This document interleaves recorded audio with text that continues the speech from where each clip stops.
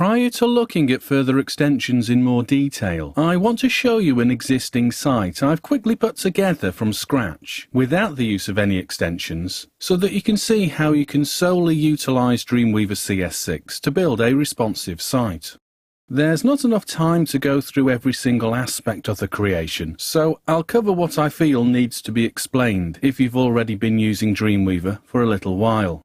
As you can see here in my browser, it's not much of a site. In fact, it's just the bare bones of a new site with a simple logo and a not very good logo on reflection when placed on this background. But if we look inside the relevant folder in Dreamweaver in a moment, you'll see I've got the Photoshop file there, so I can alter it or adapt it later, should I need to.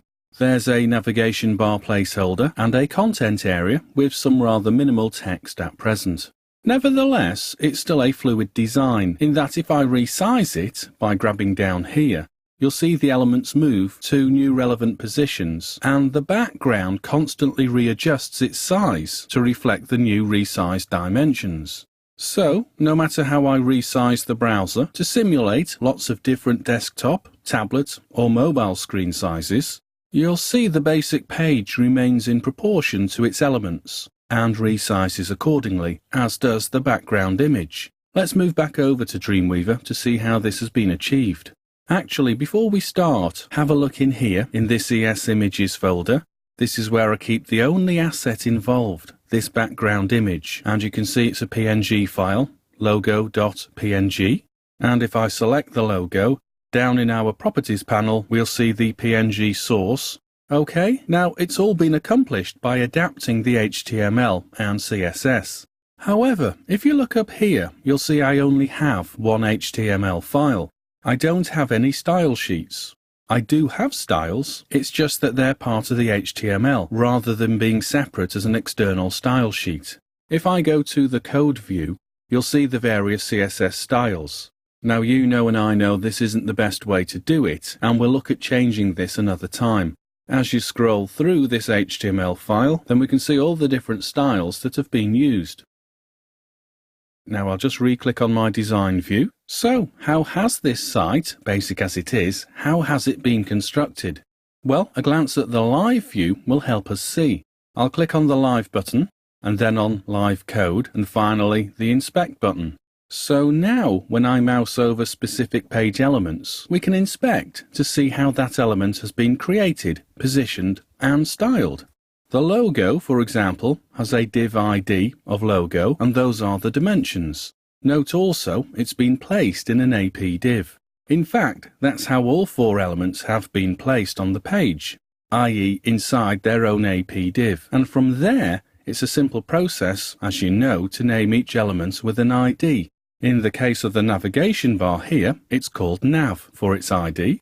Moving down to this text, this is H1 style text inside an AP div named as header. I'll just scroll down a little, and if I mouse over the main text content area, you'll see the section ID is named as content, and inside it, it contains H2 text as well as unordered listed text. As you can see, investigating a site like this with the live code and inspect buttons activated allows you to see how it's been pieced together. I'll just deactivate all these buttons and go back to the design view only. So those are the principles of how it's been put together. So what I'll do now is I'll go through a couple of the more esoteric methods used to style the page as it is at present. Now, I won't bore you with every single step by step. As an experienced Dreamweaver user, I'm sure you'll not need that. So, what have we got?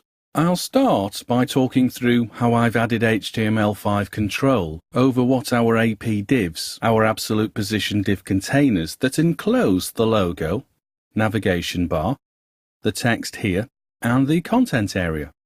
By using an AP div initially, this gives me control over how it is positioned when a browser is scaled. However, this is only achieved when I add percentage values to its dimensions and positioning rather than strict pixel widths. If we look at an example of the AP div here for this text area and come down to the Properties panel, you'll notice if I right-click on here to reveal the present code for the tag by choosing Quick Tag Editor, that this is named as header rather than the default AP div that gets inserted when you use an AP div. And not only that, because I've added some CSS styling to it, if we look in our CSS styles panel, actually let me just open this window a little, we'll give it some air to breathe. Well, you'll now see the HTML5 tag is header. I point this out because it's important. As you know, if you style an AP div, then change its default AP div tag to an HTML5 tag, you'll need to adjust the name here too. I'll show you what I mean. I'll go to our layout panel and click the Draw AP Div button and randomly just place it down here. Then notice its default tag is identified as APDiv1. That's okay if I've only got one or two of these, but if your site is populated with quite a number of AP divs, then I suggest renaming these so that you can keep track of them better, or at least easier. Now, I'm just going to pause here and we'll continue our exploration of how we created this rather simple site, this simple responsive site, in the second part in the next tutorial.